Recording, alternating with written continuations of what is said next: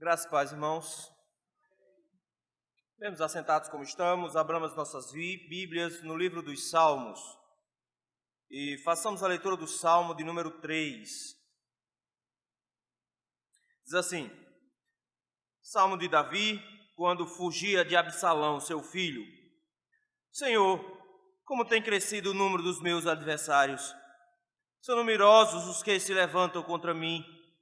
São muitos os que dizem de mim, não há em Deus salvação para ele.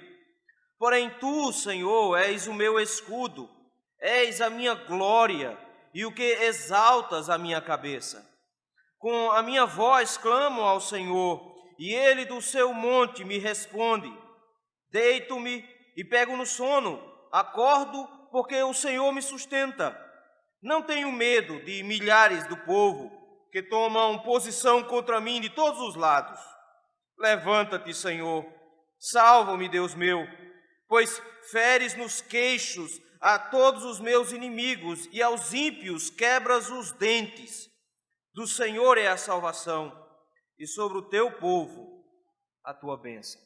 Vamos orar? Muito obrigado, Senhor, pela oportunidade que o Senhor nos concede nesse instante, meu Deus, de, abrindo a Tua palavra, podermos ouvir a Sua voz. Senhor, nós não somos dignos desse momento. Por isso, Senhor, purifica os nossos pecados, restaura, Senhor, os nossos corações, para que possamos, ó Senhor, ouvir de maneira sincera a Sua voz e Te obedecer. Se há em nós, Senhor, algum empecilho que nos leve, Senhor, a endurecer-nos e não aceitarmos o Teu querer, retira de nós, Senhor. Restaura-nos hoje à noite. Anima-nos, ó Senhor, para que, meio às lutas e tribulações, possamos encontrar conforto e segurança no Senhor. No nome santo de Jesus Cristo é que nós te oramos. Amém. Irmãos, é difícil lidar com projetos mal sucedidos. Quando nós planejamos alguma coisa que não dá certo, é extremamente frustrante, a gente geralmente fica chateado. Mas alguns projetos são tão grandes que quando eles não dão certo, nós ficamos mais do que chateados. Casamento é um desses projetos, que nós muitas vezes passamos a vida inteira planejando. E quando de repente somos obrigados a descobrir que esse projeto não funcionou, e de alguma maneira ele precisa ser encerrado. Como é difícil lidar com toda essa situação e como é difícil encarar esse tipo de sofrimento. Quando passamos 10, 15, 20 anos criando um filho e descobrimos que ele resolveu andar por todos os caminhos os quais nós dissemos que eles não andassem. Quando eles se enfiam em drogas, quando eles resolvem se opor aos pais, quando eles tomam decisões erradas e confrontam os pais. Como é difícil lidar com esse tipo de situação, um projeto que tinha tudo para dar certo e de repente dá errado. Não é impossível viver uma vida com projetos tão grandes, se desmanchando sem se frustrar e sem cair em profunda tristeza. Mas a vida é assim mesmo.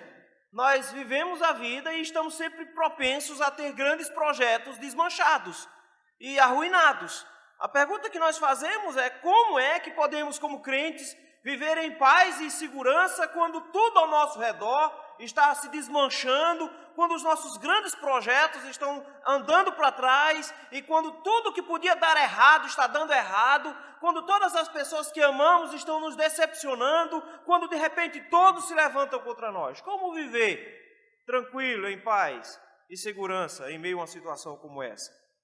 Davi, meus irmãos, nesse salmo está enfrentando um dos piores momentos na sua vida. Esse terceiro salmo é interessante porque ele segue uma lógica.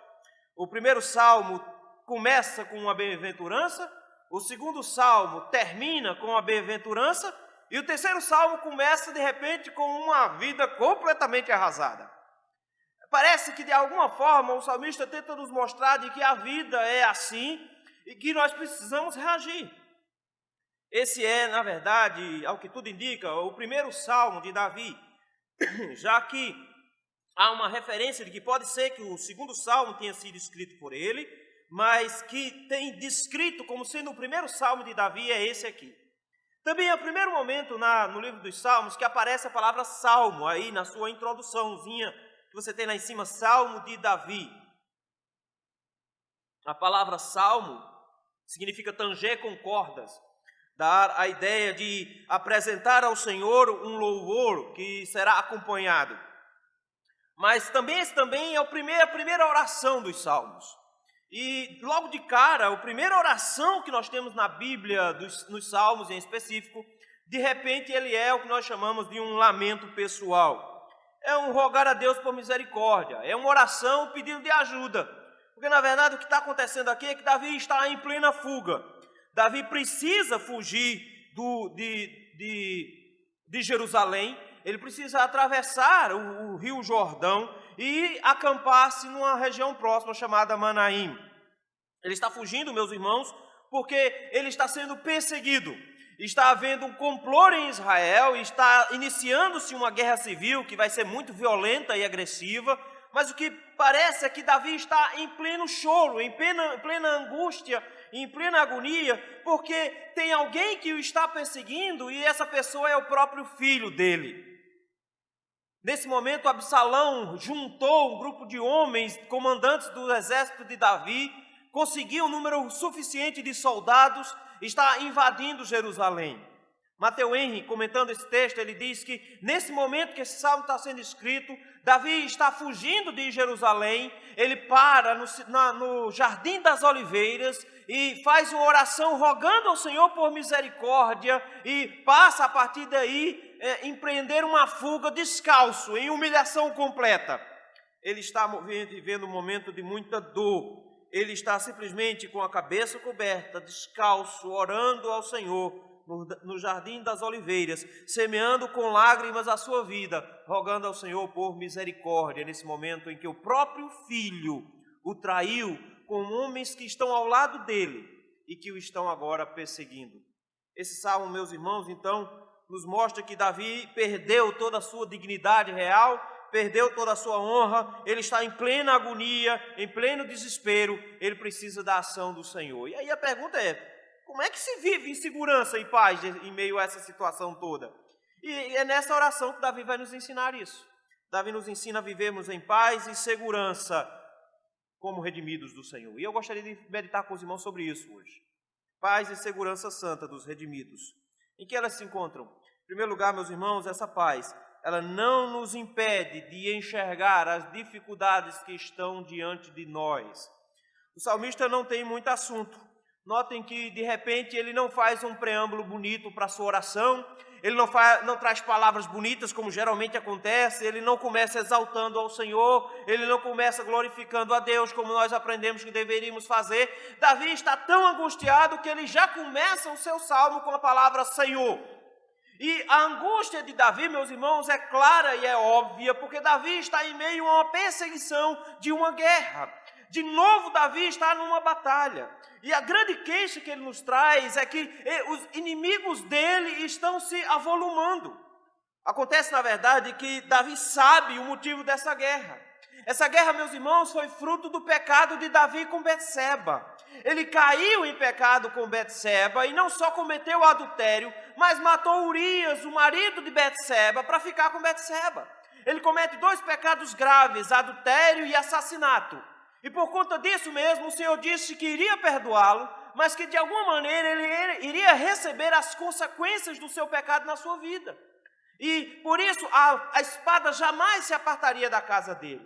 Ele começa já de cara perdendo o filho que ele fez com Betseba ainda em adultério.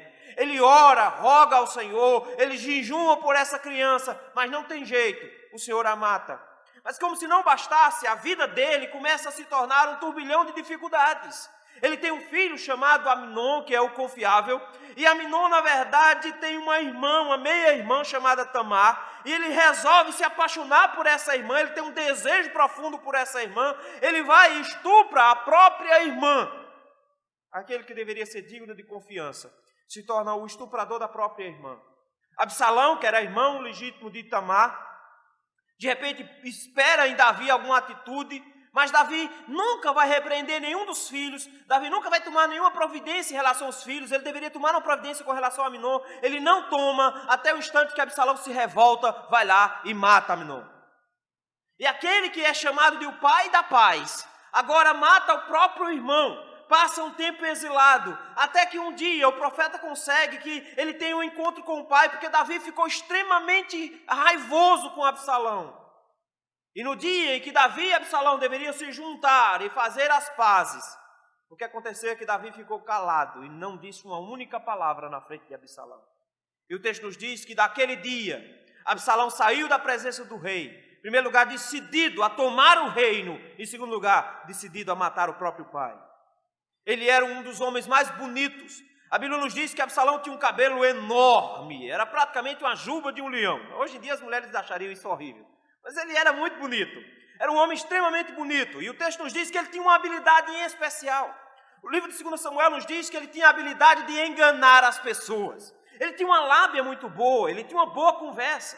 E o que ele faz, meus irmãos, de repente, é começar a juntar pessoas ao seu redor. Ele começa a conversar com um e fazer alianças. Até que um belo dia ele resolve que vai tomar a cidade de Jerusalém, invade a cidade de Jerusalém, pega as concubinas do pai, faz sexo com elas em praça pública, humilha o rei e se auto-intitula Rei de Israel. E Davi precisa fugir da cidade. É assim que Davi está. Davi já tinha perdido um filho, já tinha tido uma filha estuprada pelo próprio filho. Davi agora está vendo o próprio filho se levantando contra ele, não só com a intenção de se tornar rei, mas principalmente com a intenção de matar o pai. É isso que Absalão quer. Aquele que deveria ser o pai da paz, começa uma guerra imensa. E Davi vê tudo isso e vê a habilidade que Absalão possui de conseguir aliados. Davi vê a habilidade que Absalão possui de conseguir que os sacerdotes o apoiem, que os comandantes do exército o apoiem. Ele diz: Senhor, o que é que eu faço? Porque a cada dia que passa, os meus inimigos só aumentam. A cada dia que passa, Absalão aumenta a sua influência. A cada dia que passa, eu tenho mais inimigos. O povo de Israel começou a seguir Absalão. O povo começou a achar que realmente Absalão era para ser o rei. Eles começaram a achar que Davi deveria ser deposto. Davi se queixa dizendo: Senhor, os meus inimigos estão crescendo de forma assustadora. Ele termina o versículo 1 dizendo: são numerosos os que se levantam contra mim. Ele diz: Senhor, o número deles eu nem sei mais. O exército que ele possuía era um grupo pequeno de homens, valentes, mas pequeno. Davi diz: e a cada dia que passa o reino se esvai da minha mão. Eu preciso que o Senhor ajude-me nessa situação. Mas de repente, meus irmãos, parece que tudo está perdido para Davi, porque ele enxerga os inimigos por todos os lados e pior, o número desses inimigos crescendo. E esses homens, meus irmãos, trazem ainda mais notícias. Eles tentam destruir não só Davi, mas eles tentam minar a segurança de Davi. Vejam o versículo número 2. Eles são ímpios, eles são homens ruins, eles são homens maus. E o texto diz no versículo 2, são muitos os que dizem de mim, não há em Deus salvação para ele. De repente Davi diz: Senhor, o que eles estão dizendo é terrível. Senhor, o que eles estão dizendo maltrata-me o coração. Porque primeiro, eles crescem em número, são muitos. Segundo, Senhor, eles não creem que o Senhor pode me salvar. Eles não creem que o Senhor pode salvar a mim. Eles não creem que o Senhor pode me socorrer nesse momento de dificuldade. Por 3 vezes ele vai usar a palavra salvação aqui nesse salmo. Ele começa no versículo 2 e termina no versículo 8 de novo trazendo a palavra salvação. A palavra para salvação aqui é a mesma palavra para Jesus no Novo Testamento. Diz: não há escapatória para mim. Ele diz: não há como eu me salvar. E eles estão dizendo isso para mim o tempo inteiro. Davi está consciente das dificuldades que ele possui, meus irmãos. Ele está ciente das dificuldades que ele está para enfrentar. Mas ele imediatamente reage de forma muito ostensiva à voz desses homens dizendo: Senhor, olha o que eles estão dizendo a mim. Eles estão me fazendo fugir porque os meus inimigos aumentam a cada dia. Mas o pior de tudo é que eles estão dizendo que o Senhor não vai me salvar. De repente, meus irmãos, o texto dá uma pausa aqui. Aparece pela primeira vez uma expressão chamada Selá. Nós não sabemos ao certo o que isso significa. Ela pode significar tanto parar, como calar, como elevar. Se é elevar, o que tudo indica, o que ele está dizendo é que vai subir um tom, a música, e as trombetas vão tocar mais fortes aqui a partir de agora. Mas pode ser que signifique calar, ou seja, dar uma pausa para meditar no que está acontecendo, para entender as coisas como estão funcionando. De repente Davi para o salmo e diz, está na hora de raciocinar o que está acontecendo. O que está acontecendo é que os meus inimigos estão se levantando e eles acham que Deus não vai me salvar. Estão querendo colocar na minha cabeça isso, de que Deus não vai me salvar. Irmãos, alguns anos depois, na verdade alguns séculos depois, um homem também no Jardim das Oliveiras também se curvou em agonia e tristeza. Um homem também no Jardim das Oliveiras viu ser traído por alguém que o acompanhou por 3 anos. Um homem também no Jardim das Oliveiras viu todos os que estavam ao seu redor o abandonar. Viu todos os que estavam ao seu redor se levantarem contra ele. Ele viu uma semana antes todos os saudando, dizendo Hosana, bem-vindo aquele que vem em nome do Senhor, bem-vindo filho de Davi. Mas agora ele sabe que todas essas pessoas no dia seguinte vão gritar, crucificam, crucificam, crucificam. Eles dizem, não há salvação. Jesus Cristo encarou essa mesma situação que Davi está encarando aqui. Mas nós também, meus irmãos, podemos encará-la em todo o tempo. E da mesma maneira, meus irmãos, nós podemos ver os nossos inimigos aumentando. E isso pode ser bastante assustador, quando nós nos deparamos com o fato de que, às vezes, até as pessoas da nossa própria casa, o nosso filho tão querido que nós tanto cuidamos, trocamos fralda, compramos roupa, treinamos, colocamos na universidade, ele virou esquerdista, virou nosso inimigo. Como é difícil, meus irmãos, se deparar com o fato de que, de repente, você tem dentro da sua própria família alguém que é o seu inimigo e se multiplicará a cada dia. Como lidar com isso, Davi? A forma de lidar disso para Davi é rogar ao Senhor e dizer, Senhor, olha o que está acontecendo, meus inimigos se avolumam diante de mim e eles dizem que o Senhor não pode me salvar. Mas, de repente, Davi tem um toque como quem diz, eu não acredito nisso. O Senhor ainda é meu Jesus. O Senhor ainda é minha salvação. Paz e segurança santa para os redimidos, meus irmãos, nos leva a afirmar nossa confiança no Senhor, versículos 3 e 4. Ele diz, eu sei que eles estão dizendo que o Senhor não vai me salvar. Eu sei que eles estão dizendo que o Senhor não é a minha salvação. Mas agora eu quero dizer o que é que eu acho que o Senhor é. Versículo número 3, ele diz, porém tu, Senhor, és o meu escudo. Versículo 3, meus irmãos, ele de repente apresenta-se dizendo, eu sei quem eu sou, eu sei o que o povo espera de mim, mas eu sei quem é o Senhor.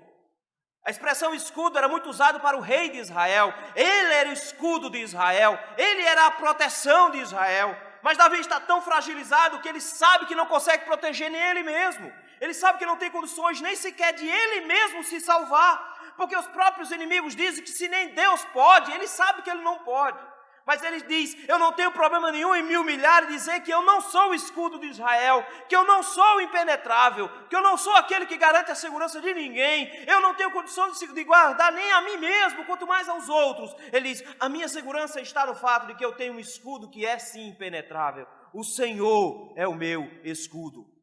O salmo que nós lemos no início do nosso culto termina exatamente, o texto que nós lemos dizia exatamente isso. O Senhor é o nosso escudo, é o Senhor que nos protege. Davi diz, em todas essas situações, em meio a essa dificuldade toda, eu consigo enxergar, eu rogo a Deus por misericórdia, porque o Senhor está vendo os meus inimigos se avolumando, e eles dizendo que o Senhor não pode me salvar, mas eu sei que o Senhor é o meu escudo, eu tenho essa certeza, eu confio no Senhor, que é quem me guarda.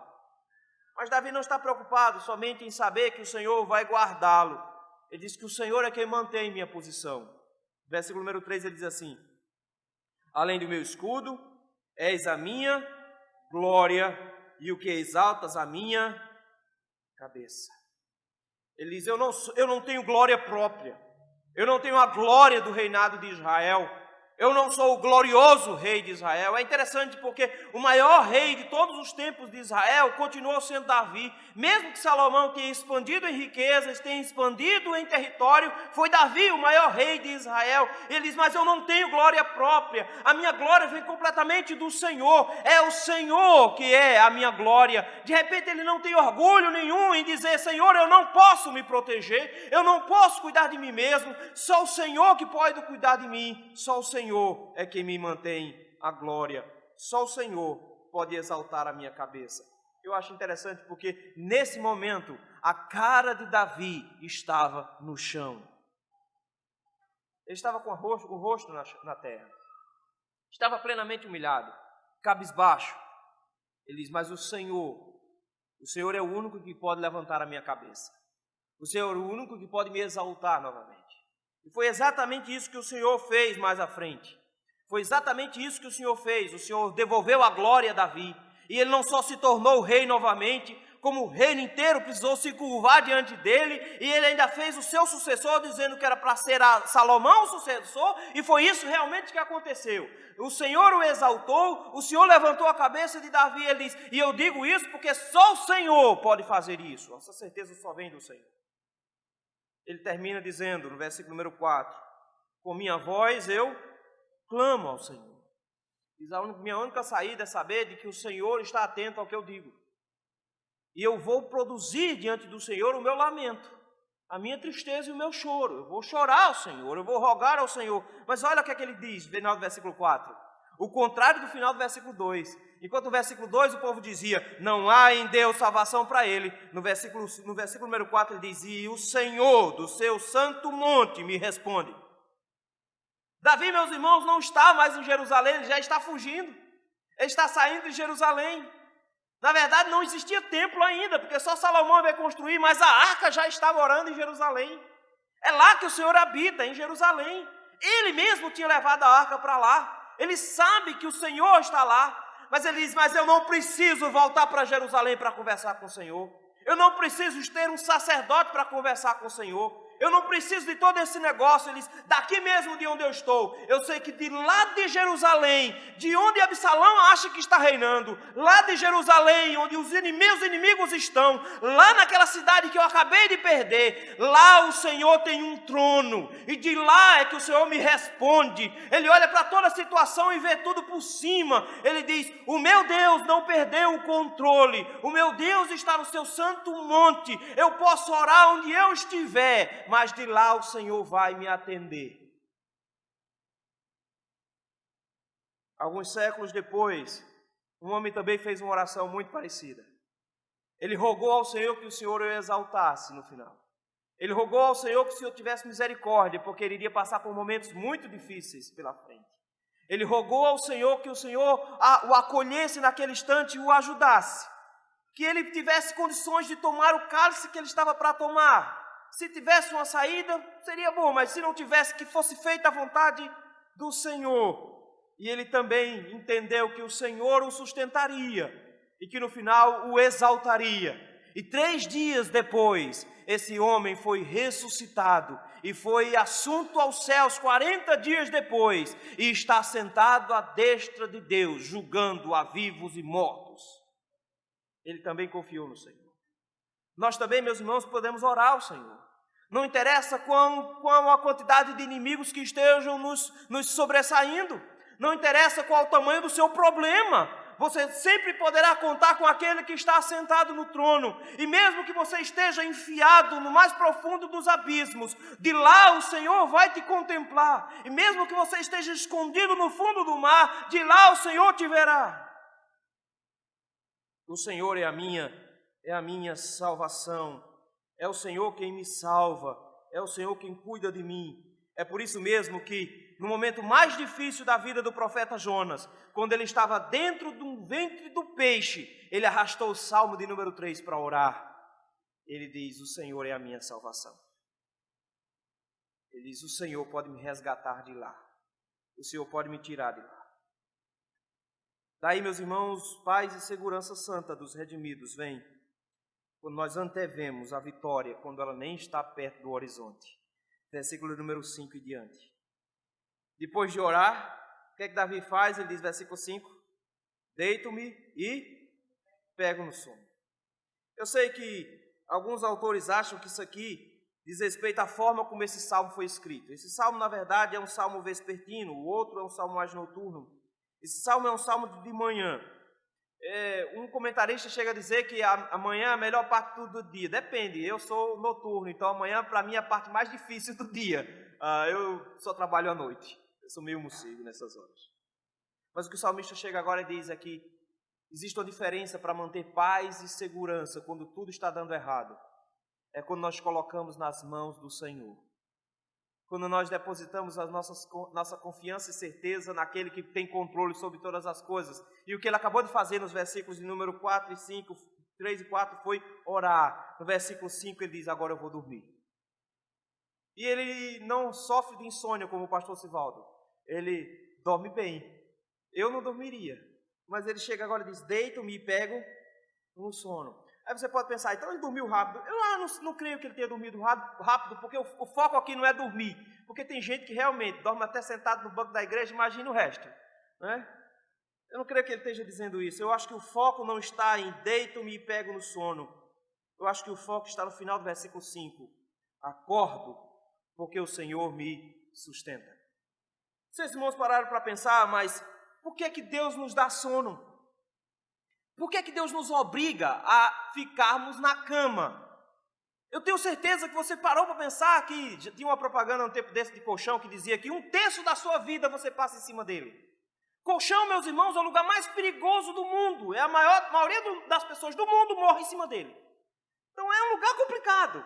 Criança sabe muito bem que não é um bom lugar. Nenhuma criança gosta de ir para lá. Sempre é uma confusão, sempre é uma guerra. Mas o princípio aqui por trás, meus irmãos, é que nós precisamos ir para lá. Se você não dormir um dia, você vai começar a ficar cansado, seus rins vão ter dificuldade em funcionar, você vai ter olheiras, você vai ter dificuldade em raciocinar, o seu raciocínio lógico vai ficar um pouco atrapalhado. Depois do segundo dia de sono, você vai começar a ver coisas, você vai começar a ouvir coisas. Depois do terceiro dia de sono, aí seu corpo começa a parar, seu intestino para, você vai ter problemas de respiração. Você vai morrer depois de 3 dias sem sono. Por que o Senhor fez isso? Ah, pastor, mas todo animal no mundo precisa dormir. Não! Para pensar que peixe não tem pálpebra, como é que ele fecha os olhos para dormir? Ele basicamente tenta manter um estágio de instabilidade, mas ele se mantém lá como se fosse um pouco inerte. A maioria dos passarinhos faz o seguinte, metade do cérebro dorme enquanto a outra metade fica ligada. Na metade da noite ele troca de lado. Resolvido o problema. Ele dorme metade do cérebro de cada vez. Nós não podíamos ser assim? Por que o Senhor não nos fez assim? A gente podia pelo menos trabalhar no automático metade da noite. Já imaginou? Bata metade do cérebro para trabalhar, a outra metade, durante pelo menos um pouquinho de dia, as mulheres seriam mais racionais e os homens mais emocionais. Mas o Senhor nos obrigou a passarmos 8 horas deitados para dizer, você não tem como se proteger 24 horas por dia. Você vai trancar a porta, vai trancar a grade. Você vai ficar preocupado se alguém vai destelhar a casa, se alguém vai conseguir abrir a porta, mas não tem jeito, você vai ter que dormir. Você vai ter que desligar. Vai chegar uma hora que você vai ter que entender que não tem como se proteger 24 horas por dia. Você vai precisar dormir. E mesmo em meio à guerra, com bomba explodindo e tiro para todo lado, o soldado tem que dormir. Tem uma hora que ele vai ter que dormir. O Senhor de repente olha para nós e diz, tem que dormir. Não tem jeito. Você vai ter que entender de que sua segurança não depende de você, não depende dos cadeados. Sua segurança não depende da polícia, porque não vai conseguir nem chegar a tempo. Sua segurança não depende de nada, a não ser do Senhor. Ele diz, por isso que eu deito, o que é que eu faço? Eu durmo, porque eu não tenho controle sobre isso. E no final das contas, o que é que eu sei? Ele diz, eu acordo e quando eu acordar, qual é a primeira informação que eu tenho quando acordar de manhãzinho? Ele diz, eu acordo porque o Senhor me sustenta. Ele acorda de manhã e diz, eu sei quem me segura, eu sei quem me faz acordar de manhã, é o Senhor quem me faz acordar de manhã. É o Senhor que me sustenta, é o Senhor que me protege. Ele diz, eu não vou ficar com medo de Absalão chegar aqui de surpresa e me matar. Eu vou dormir, porque se eu acordar amanhã de manhã, foi o Senhor que não deixou Absalão encostar. Foi o Senhor que me manteve protegido. Por isso mesmo, versículo 6, ele dá uma declaração incrível de segurança. Ele diz, não tenho medo dos milhares do povo. Ele está contando o exército de Absalão aqui. Está dizendo, é muita gente. São milhares de pessoas. Mas tem um detalhe, eu não tenho medo deles. Você pode dizer que cabra macho. Ele diz, não, não é isso não. Ele não tem medo, meus irmãos, porque ele sabe com quem ele está. Porque no Salmo 23 ele diz, ainda que eu ande pelo vale da sombra da morte, não temerei mal algum, porque tu estás comigo. Ele diz, eu não preciso temer a nada nem a ninguém, quando o Senhor está ao meu lado. O Senhor está me protegendo, está cuidando de mim. Ele diz, eu não preciso ficar desesperado, porque o Senhor é quem cuida de mim. Por isso mesmo ele diz, eu não preciso ter medo dos milhares do povo. Eu não preciso temer aqueles que tomam posição contra mim de todos os lados. Ou seja, eu estou cercado, mas eu não preciso ficar com medo. Ele diz, sabe por quê? Porque eu sei em quem tenho crido. E eu sei que é poderoso para fazer infinitamente mais do que eu posso pedir. Olha o que ele vai pedir, versículo 7. Ele usa uma expressão que quem usava era Moisés, lá no Antigo Testamento. Em Número capítulo 10, que nós estudamos nesse mês passado, nós vimos que a nuvem se levantava e a nuvem baixava de cima do tabernáculo na hora que o povo tinha que se erguer. E quando a nuvem se levantava, capítulo 10 nos diz que Moisés cantava, levanta-te, Senhor, e dissipados sejam os teus inimigos, e fujam diante de ti os que te odeiam. Davi se lembra do cântico de Moisés e diz, levanta-te, Senhor, salva, meu Deus. Ele de repente chega agora e diz, Senhor, está na hora de o Senhor mostrar o seu poder, porque quando a nuvem do Senhor se levantar, os inimigos serão desfeitos na sua presença. É o Senhor que vai destruí-los. E ele é bem agressivo no versículo 7. Eu sei que aquelas pessoas que são mais pacifistas vão ficar meio assustados com Davi. Mas Davi está desejando um negócio bem interessante aqui. Versículo 7 ele diz, Senhor, se levante, salva-me, Senhor, pois feres nos queixos a todos os meus inimigos. Para que você não ache que ele só deu um murro no queixo, ele diz, quebra os dentes dele, Senhor. Ele não está dizendo só deu um murrinho no queixo, não. Ele está dizendo, quebre a boca dele inteira.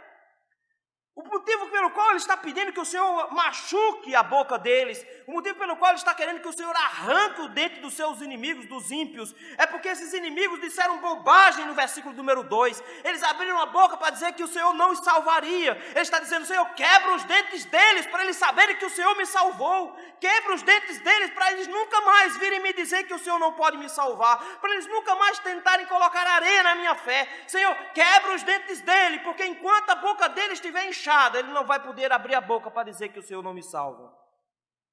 Levanta-te, Senhor. Quebra os dentes deles para que eles entendam de que o Senhor me salvou e eles é que ficaram mudos. Versículo número 8 ele diz, sabe por que eu estou tão confiante?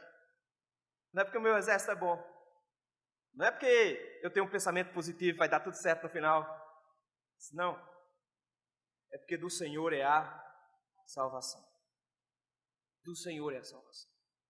Jesus é a salvação do seu povo. É a mesma palavra aqui de novo. Ele diz, do Senhor é que é a salvação. E de repente ele diz, e sobre o seu povo a tua bênção. Espera aí é complicado demais. Porque esse povo são os milhares que estão cercando ele no versículo 6. São os inimigos que são numerosos do versículo 1. Eles estão contra Davi, mas Davi termina sua oração dizendo, mas eles são povo de Deus e a sua bênção vai estar sobre eles. Eles nos lembram alguém, meus irmãos, que alguns séculos depois estava grudado numa cruz e quando seus inimigos se levantavam contra ele, ele estava lá dizendo, Pai, perdoa-lhes porque eles não sabem o que fazem. Eles nos lembram o fato, meus irmãos, de que o próprio Jesus perdoou o seu povo, mesmo o seu povo sendo seu inimigo. E Davi de repente olha para tudo isso e diz, o Senhor há de se levantar. E no final das contas, o próprio Jesus adverte para o fato de que ele iria se erguer no final, e que no final das contas o Senhor irá julgar os seus inimigos, e eles saberão que Deus não o abandonou, que Deus esteve com ele, porque 3 dias depois ele foi ressuscitado pelo Pai. Ele teve a sua salvação para nos garantir a nossa salvação. Jesus não ficou no túmulo, o Senhor se ergueu e vai quebrar os dentes dos inimigos que se levantaram contra ele. Eu e você da mesma maneira, meus irmãos. Nossa confiança não está na nossa força. Uns confiam em carros, outros em cavalos. Nós, porém, nos gloriaremos e confiaremos no Senhor. É no Senhor que nós confiamos, é nele que nós depositamos toda a nossa esperança. Nós não depositamos as nossas esperanças na nossa própria força, no nosso próprio braço, porque nós somos frágeis. Mas quando nós orarmos ao Senhor e dissermos, levanta-te, Senhor, contra os nossos inimigos, o Senhor os humilhará no dia final. E será o próprio Jesus Cristo, que é a nossa salvação, que irá fazer isso por nós. E naquele último dia, todo joelho se dobrará e toda língua confessará que Jesus Cristo é Senhor. Como é que pode viver em paz em meio a tanta dificuldade? Como viver em paz quando os nossos projetos mais importantes se desmancham? Como viver em paz e segurança quando tudo dá errado? Se tem alguém aflito, meus irmãos, esse salmo é o salmo para ser cantado. Esse salmo é para ser cantado para aqueles que têm filhos desobedientes que estão maltratando seus corações. Esse salmo é para ser cantado por pais que tiveram seus filhos se levantando contra ele. Foi assim que Davi viu a vida, filhos se levantando contra ele com milhares ao seu redor. Foi assim que Jesus viu a vida, os 12 que o acompanharam fugindo, um deles o traindo e o resto do povo todo dizendo: crucifica-o. Nós não temos motivos para ficar desesperados. Nós ainda nos lembramos de que o Senhor está conosco em todos os momentos. Se alguém está passando por dificuldade no seu casamento, está vendo tudo desmanchar-se diante dos seus olhos, e já as dores e os sofrimentos são tantos que já não dá mais para suportar. Se alguém está passando por perigos reais, Davi também passou, Jesus estava passando também. E ele nos lembra do fato de que nós podemos olhar para o mundo e ter a certeza de que o Senhor está ao nosso lado. Não interessa qual seja a situação difícil que nós estejamos enfrentando. Quão grande projeto se arruinou diante de nós, por maior que seja a tristeza que esteja nos arruinando o coração, nós sempre podemos contar com a certeza de que o Senhor escuta as nossas orações. Ele é o nosso escudo, meus irmãos. É Ele que nos protege, é Ele que exalta a nossa cabeça. É o Senhor que, quando clamamos, do seu santo monte se levanta e nos atende. É Ele que se levanta e quebra o queixo dos nossos inimigos. É o Senhor que faz isso. Mas mesmo que você esteja tão desanimado, lembre-se da história daquele que viveu alguns séculos depois de Davi, Jesus Cristo. Jesus viu seus inimigos crescendo diante dele. Ele orou no mesmo lugar que Davi, no Monte das Oliveiras. Ele também viu que todas as pessoas o estavam traindo e abandonando. Mas ele também manteve a certeza de que a exaltação viria do Senhor. Que no final era o Senhor Deus Pai que iria salvá-lo daquela situação toda. Ele passou pela morte, mas ele tinha certeza no final de que ele seria exaltado em sua cabeça. E que o Senhor vai se levantar no final. E que ele terá a vitória plena no final. Como cristãos, meus irmãos, nós não desanimamos. Nós simplesmente oramos o que o salmista Davi orou, que foi a mesma coisa que Jesus orou. Se estivermos em desespero, nos lembremos de que o Senhor venceu, para que nós vencêssemos também.